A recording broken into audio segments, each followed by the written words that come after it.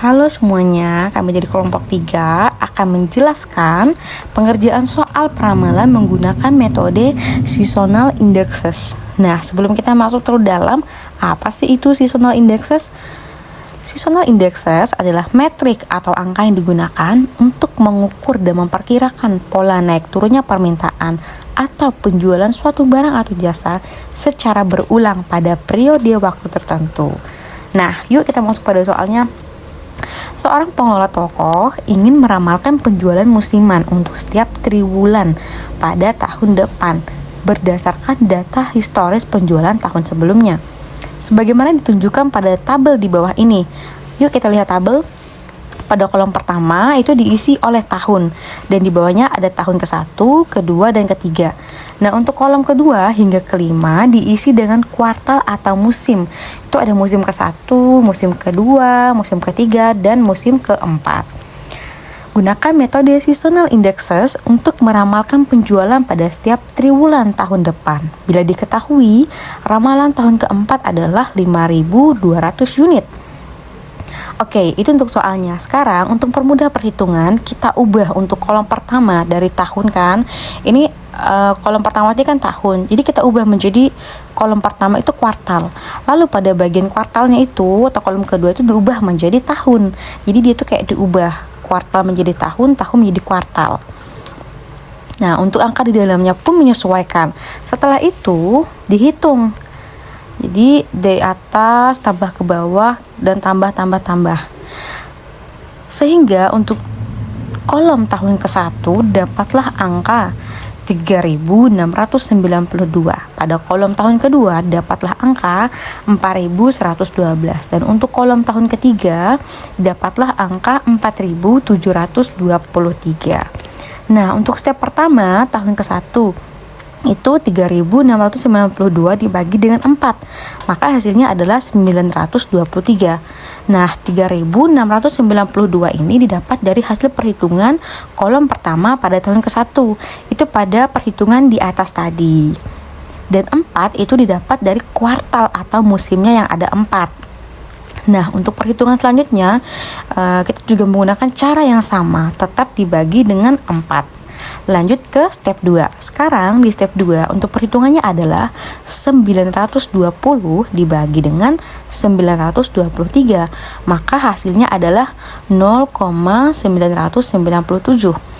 920 didapat dari kuartal ke-1 untuk tahun ke-1 ada pada soal. Itu ada pada soal ya. Lalu untuk 923 didapat dari pembagian di atas tadi. Tadi kan soal di atas ada ya 3.692 dibagi 4. Jadi dapatnya itu 923. Jadi 923 itu didapat dari step yang pertama. Untuk perhitungan tahun kedua dan ketiga juga menggunakan cara yang sama. Lanjut ke step 3. Nah, di sini 0,997 ditambah dengan 1007 ditambah dengan 1098 didapatlah hasilnya yaitu 1304. Nah, 0,997, 1007 dan 1098 itu didapat dari hasil perhitungan pada step 2 tahun ke-1, kedua, dan ketiga untuk kuartal ke-1 saja. Jadi itu belum kuartal kedua dan ketiga hingga keempatnya. Untuk perhitungan kuartal kedua, ketiga, dan keempat itu juga sama menggunakan cara seperti kuartal ke-1 ini tadi.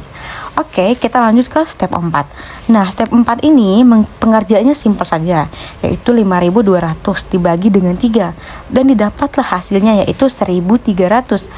Nah, untuk 5.200 ini didapat pada soal. Itu tadi kan di soal ada mengatakan bahwa ramalan pada tahun ke-4 itu adalah 5.200. Nah, jadi 5.200 ini didapat dari soal. Lalu 3 itu didapat dari apa? 3 itu didapat dari tahunnya, karena tadi pada soal ada tahun ke-1, tahun kedua, dan tahun ketiga. Lanjut pada step kelima atau step terakhir. Untuk kuartal ke-1 sama dengan 1.300 dikali dengan 1.034 sama dengan 1.344,5. 1300 didapat dari hasil perhitungan step 4 tadi, dan 1034 didapat dari hasil perhitungan kuartal 1 pada step ketiga. Nah, untuk mencari kuartal kedua, ketiga, dan keempat juga menggunakan cara yang sama seperti kuartal 1 di atas ini. Nah, dari perhitungan di atas maka didapatlah 1334, 1491,1, 1686,1, dan 678. Jadi 678 ini kita bulatkan jadi 679. Dijumlahkan semuanya ini didapatlah angka yaitu 5.200. Maka sesuai dengan ramalan tahun keempat. Baik, sekian presentasi dari kami kelompok 3. Jika ada salah kata atau kata-kata kami yang kurang berkenan, kami mohon maaf. Semoga penjelasan kami ini dapat dipahami dan dimengerti. Terima kasih.